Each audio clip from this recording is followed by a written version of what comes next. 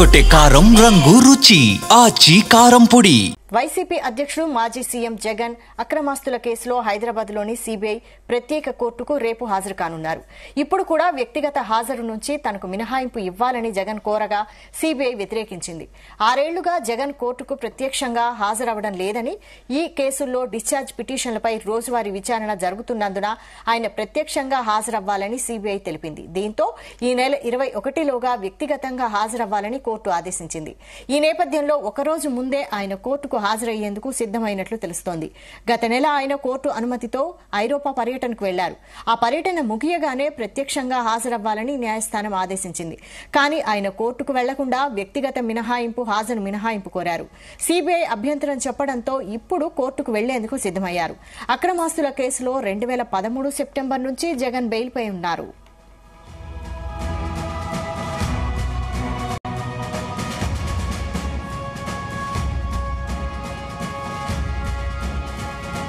ఇదే అంశంపై మరిన్ని అప్డేట్స్ కడప ప్రతినిధి రామచంద్ర అందిస్తారు. రామచంద్ర. Vaishali, good morning. ఏదైతే ఆంధ్రప్రదేశ్ మాజీ ముఖ్యమంత్రి వైఎస్ జగన్మోహన్ రెడ్డి రేపు ఈ నెల 20వ తేదీన హైదరాబాద్ లోని నాంపల్లి సిబిఐ కోర్టుకు ఉదయం 11 గంటలకు హాజరు కానున్నారు. జగన్ అక్రమాస్తుల కేసుల విచారణలో భాగంగా గతంలో ముఖ్యమంత్రి కూడా కోర్టుకు హాజరు కావాల్సిందేనని చెప్పి సిబిఐ కోర్టు స్పష్టం చేసింది.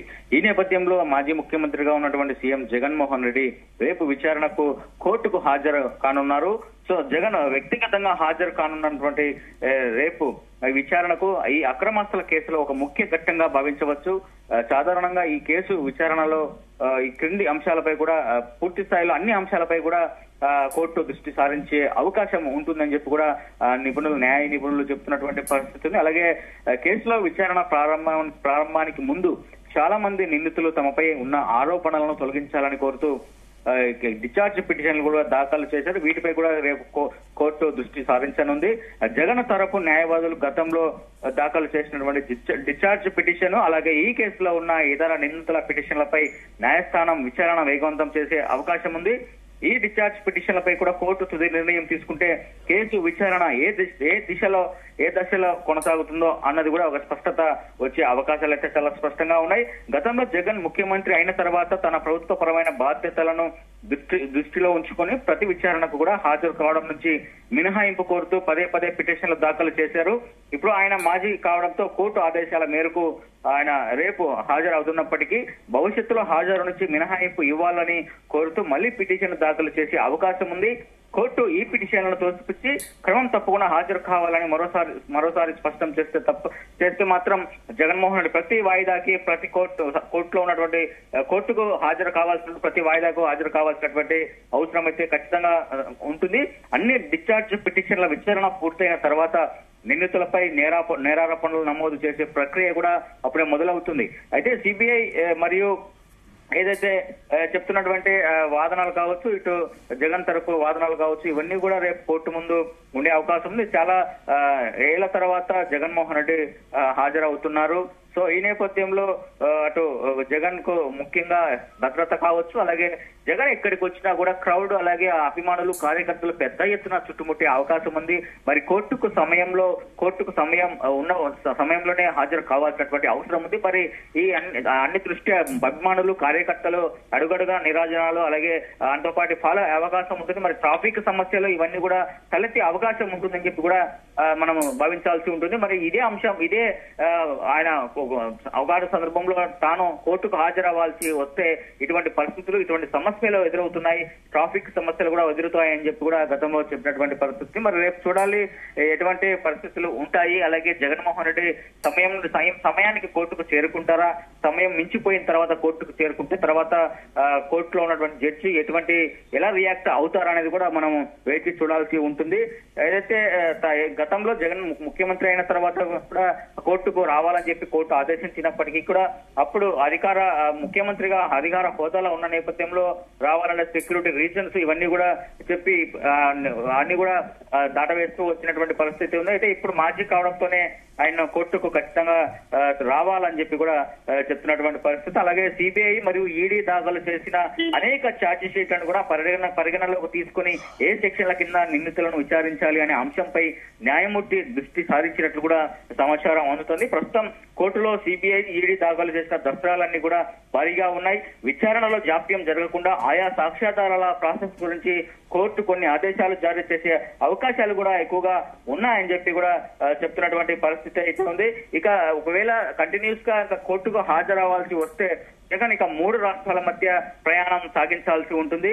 ఏదైతే రేపు నాంపల్లి కోర్టు ఆయన మెమో దాఖలు చేశారు, వ్యక్తిగతంగా కోర్టులో హాజరు కావాలన్న ఉత్తర్వులను కూడా ఆయన ఉపసంహరించుకోవాలని చెప్పి కూడా కోరినటువంటి పరిస్థితి. అలాగే ఏదైతే ఈ నెల 14వ తేదీలోగా వైఎస్ జగన్ వ్యక్తిగత హాజరు కావాలని సిబిఐ కోర్టు ఆదేశించిన సంగతి కూడా మనం చూసాం. అయితే ఈ నేపథ్యంలో వ్యక్తిగతంగా కోర్టులో హాజరు కావాలని ప్రత్యేక భద్రతా ఏర్పాట్లు కూడా చేయాలని, అది యంత్రాంగానికి భారమని కూడా జగన్ మెమో దాఖలు చేశారు. ప్రత్యామ్నాయంగా వీడియో కాన్ఫరెన్స్ ద్వారా హాజరయ్యేందుకు ఇబ్బంది లేదని ఈ సందర్భంగా జగన్ మెమో దాఖలు చేసినటువంటి పరిస్థితి కనిపిస్తుంది. దీనిపై కోర్టు ఎలా నిర్ణయం తీసుకుంటుందో అనేది కూడా అందరూ ఆసక్తికరంగా ఎదురు చూశారు. సో మొత్తానికి వ్యక్తిగతంగా ఖచ్చితంగా హాజరు కావాల్సిందని అయితే రామచంద్ర 2013 నుంచి మనకి జగన్ బెయిల్ పై ఉన్నారన్న విషయం తెలిసిందే. అయితే మళ్ళీ ఇప్పుడు ప్రత్యక్షంగా హాజరవడంతో దీనిపై స్పీడప్ చేసే అవకాశం ఏమన్నా ఉందా ఈ కేసు? జగన్మోహన్ రెడ్డి మీద అక్రమాస్తుల కేసుల విచారణ అయితే మొదటిగా ఈ కేసులో వైఎస్ జగన్ 2012 మే 27న సిబిఐ అధికారులు అరెస్టు చేశారు. అనంతరం 16 నెలల పాటు జగన్ జైల్లో ఉన్నారు. సిబిఐ కోర్టు బెయిల్ మంజూరు చేయడంతో 2013 సెప్టెంబర్ 24న వైఎస్ జగన్ జైలు నుంచి విడుదలయ్యారు. అయితే అప్పటి నుంచి కూడా ఆయన బెయిల్ మీదనే కొనసాగుతున్నారు. ఈ నేపథ్యంలో విదేశీ పర్యటనలకు వెళ్లాల్సిన సమయంలో కావచ్చు కోర్టు నుంచి జగన్ అనుమతి తీసుకుంటూ వస్తున్నారు. ఈ క్రమంలోనే ఇటీవల పెద్ద కుమార్తె చూడటానికి కూడా లండన్ వెళ్లి వచ్చారు. సో ఈ నాంపల్లి సిబిఐ కోర్టు నుంచి అనుమతి తీసుకుని ఆయన వెళ్ళినటువంటి పరిస్థితి మనం చూడొచ్చు. అయితే అనుమతి ఇచ్చే సమయంలో హైదరాబాద్ సిబిఐ కోర్టు కొన్ని షరతులు విధించింది. లండన్ పర్యటన ముగించుకున్న తర్వాత మీరు వచ్చి తర్వాత కోర్టులో వ్యక్తిగతంగా ఖచ్చితంగా హాజరు కావాల్సిందే అని చెప్పి కాబట్టి కోర్టు ఆదేశించిన నేపథ్యంలో ఈయన అయితే వ్యక్తిగతంగా రేపు హాజరు కావాలని చెప్పుకునే, ఒకవేళ రేపు హాజరయ్యి తర్వాత కొన్ని కారణాలు చూపించి భద్రతా కారణాలు కావచ్చు, లేదంటే ట్రాఫిక్ సమస్యలు కావచ్చు, తాను వస్తే రోడ్డు మీదకి ఎలా ఉంటుంది అనేది కూడా ఒక వీడియోలో అవన్నీ చూపించి కోర్టులో కావచ్చు జడ్జిని ఇది చేసే అవకాశం ఉంది. వాళ్ళు మెమో దాఖలు చేశారు. ఇప్పటికే వ్యక్తిగతంగా కాకపోయినా వీడియో కాన్ఫరెన్స్ ద్వారా హాజరయ్యే అవకాశాలు ఇవ్వండి అని చెప్పి నెక్స్ట్ వాయిదా నుంచి అని చెప్పి కూడా కోరే అవకాశాలు అయితే కనిపిస్తున్నాయి. మరి చూడాలి, చాలా దాదాపు 10 సంవత్సరాల పైన తర్వాతనే జగన్మోహన్ రెడ్డి కోర్టుకు వ్యక్తిగతంగా హాజరవుతున్నటువంటి పరిస్థితి అయితే కనిపిస్తుంది. మొదటిసారి కోర్టుకు హాజరవుతున్నారు.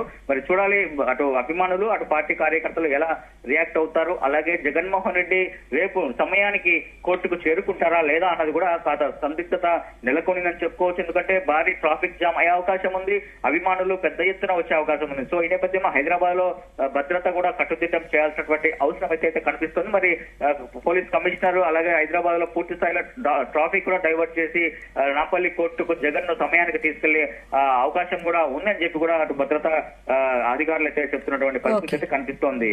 Vaishali, thank you Ramachandra.